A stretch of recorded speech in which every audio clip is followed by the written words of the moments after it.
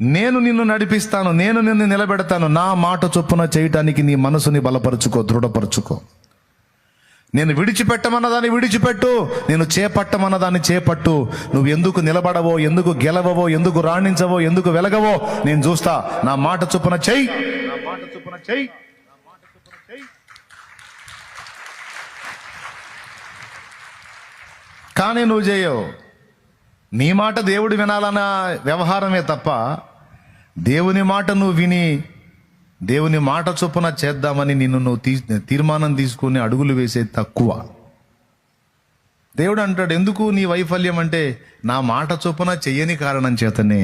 నీ మనసుకు తోచినట్టే చేస్తూ ఉంటావు. అందుకే నా కార్యములన్నీ అగచాట్ల కారణం. నా ఐడియాలు ఏమండి అగచాట్లు తెస్తాయి.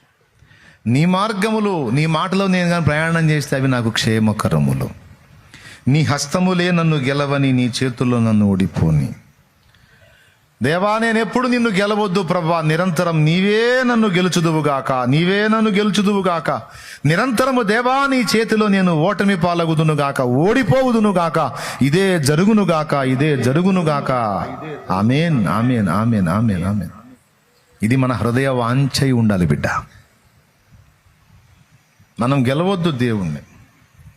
ఒక సూక్తి గుర్తు రాసుకో.